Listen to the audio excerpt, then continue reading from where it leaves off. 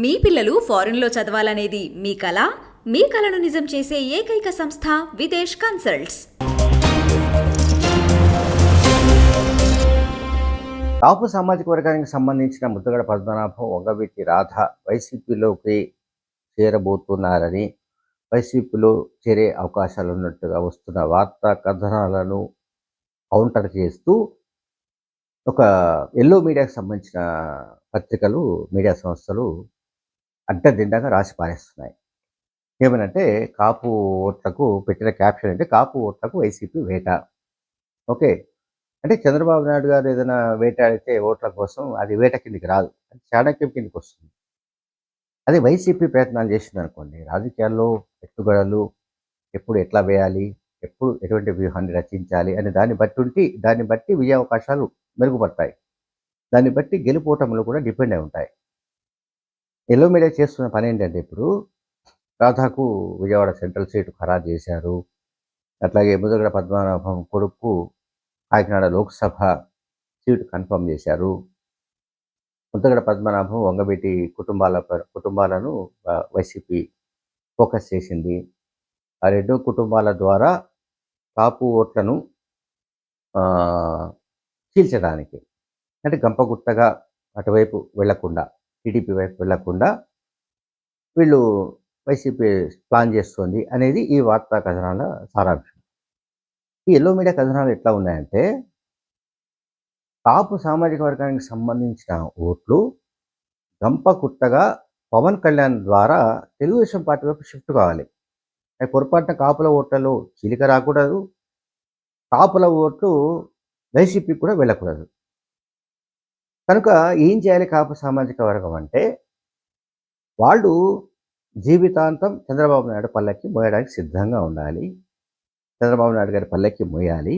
చంద్రబాబు నాయుడు గారిని ముఖ్యమంత్రి చేయాలి. ముఖ్యమంత్రి చేయడం కోసం ఏంటంటే, పవన్ కళ్యాణ్ గారు ఒక పార్టీ పెట్టుకొని నడిపిస్తున్న నేపథ్యంలో ఆ పార్టీతో టీడీపీ పొత్తు పెట్టుకున్నందున అందుకు గాను కృతజ్ఞతగా కాపులంతా కూడా తెలుగుదేశం పార్టీకి వైపు వెళ్ళాలి. తెలుగుదేశం పార్టీకి ఓటు వేయించాలి, తెలుగుదేశం పార్టీ గెలిపించాలి, చంద్రబాబును ముఖ్యమంత్రి చేయాలి. ఇది ఎల్లో మీడియా కాన్సెప్ట్. అందువల్ల ఏం చేస్తున్నారంటే వాళ్ళు, ఇప్పుడు జనసేన పార్టీకి తెలుగుదేశం పార్టీ కూటమిలో భాగంగా 15 సీట్లు ఇస్తారా, 20 సీట్లు ఇస్తారా అనే దానికి సంబంధించి ఇంకా స్పష్టత రాలేదు. ఆ స్పష్టత రావాల్సి ఉంది. ఆ స్పష్టత రాకముందే వీళ్ళు చేస్తున్న పని ఏంటంటే, తెలుగుదేశం పార్టీకి అనుకూలంగా పనిచేస్తున్న మీడియా సంస్థలన్నీ కూడా వైసీపీని టార్గెట్ చేస్తూ, జగన్మోహన్ రెడ్డిని టార్గెట్ చేస్తూ, ముద్రగడ పద్మనాభం, వంగవీటి రాధాను తీసుకొచ్చి కాపు గాలం వేస్తున్నారు. కాపుల ఓట్ల కోసం పెద్ద ఎత్తున ఒక ప్రణాళిక రచించి అమలు చేస్తున్నారంటూ కథనాలు మొదలుపెట్టారు. మనం అడిగేది ఏంటంటే, ముద్రగడ పద్మనాభం అయినా, వంగవీటి రాధ అయినా వాళ్లకు ఆత్మగౌరవం లేదా? వాళ్ళు ఏ రాజకీయ పార్టీలో చేరాలో వాళ్లకు నిర్ణయించుకునే స్వయం అధికారం లేదా? సొంత అధికారం ఏమి లేదా?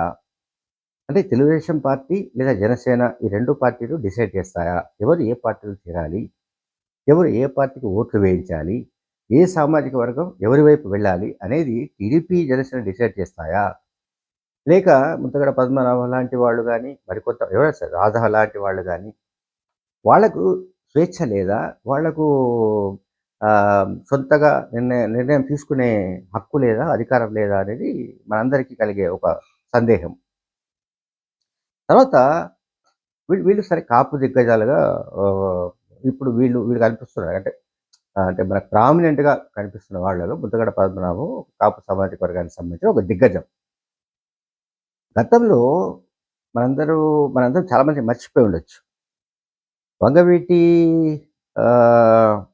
రంగా కానీ, చిరంజీవి కానీ, లేకుంటే ముద్రగడ పద్మనాభం కానీ, వీళ్ళందరినీ అత్యంత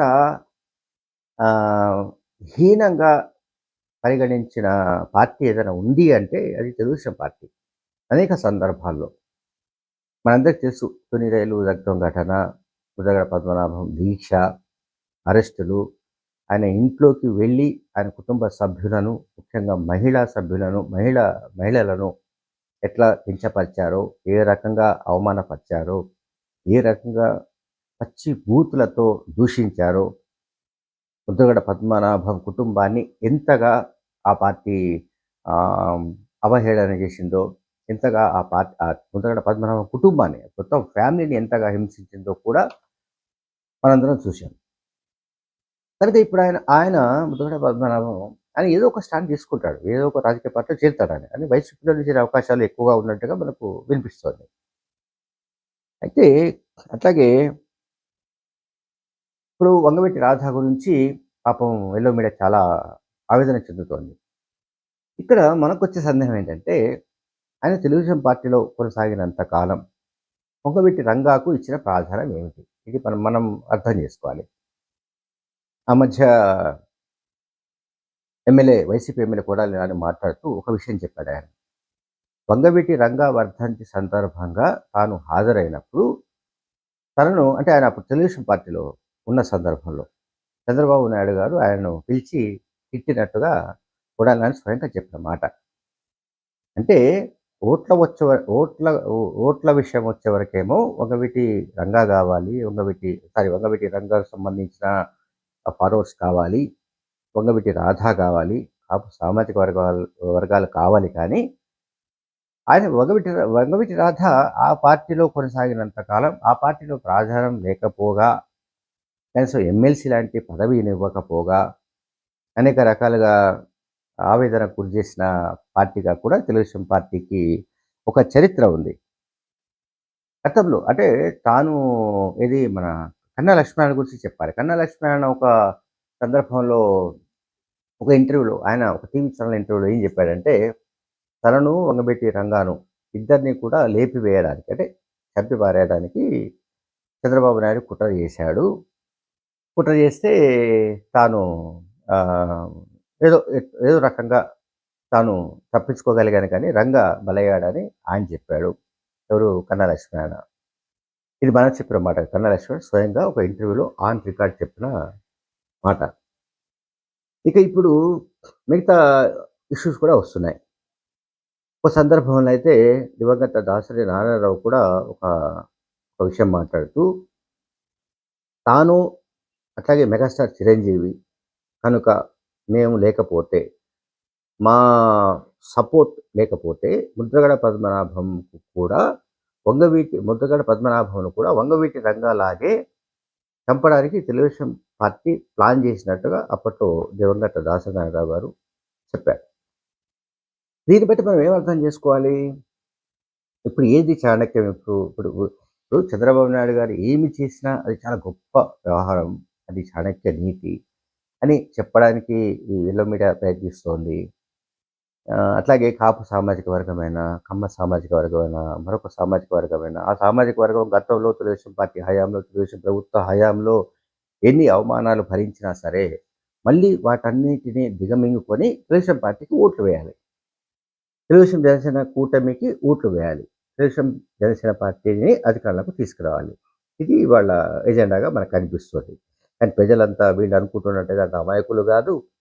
అలాగే ప్రజలు వీళ్ళు చెప్పితే గంగిరెద్దులాగా తలలూపి ఓట్లు వేసే పరిస్థితుల్లో కూడా ప్రజలు లేరు.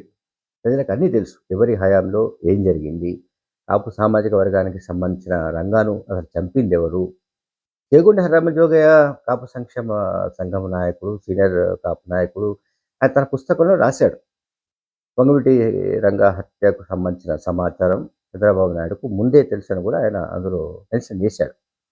సరే, అది జరిగిపోయి చాలా 30 ఏళ్ళు గడిచిపోయాయి. వంగవీటి రంగా హత్య వెనక ఎవరున్నారు, ఏమిటనేది ప్రపంచానికి తెలుసు. దాన్ని మనం డిస్కస్ చేయాల్సిన అవసరం లేదు. సరే, ఎవరు ఎన్ని అన్నా కూడా రాజకీయాల్లో ఒకరు మరొక పార్టీలోకి పోతుంటారు, పార్టీలు మారుతుంటారు, పార్టీ ఫిరాయింపులు ఇవన్నీ కూడా కామన్ ఇష్యూ. బట్ ఇప్పుడు ఇక్కడ ఈ పాయింట్ ఎందుకు వస్తుందంటే, ముద్రగడ పద్మనాభం, వంగవీటి రాధ వీళ్ళిద్దరూ వైసీపీలో చేరబోతున్నట్టు వస్తున్న సమాచారం తెలుగుదేశం పార్టీ కంటే కూడా ఆ పార్టీని భుజాన వేసుకొని తిరుగుతున్న యెల్లో మీడియాకు అసలు ఎంత మాత్రం జీర్ణం కావట్లేదు వాళ్ళకు. ఎట్లా ఈ పరిస్థితి నుంచి ఎట్లా బయటపడాలి అనేది వాళ్ళకు ఒక సమస్యగా మారినట్టు కనిపిస్తుంది.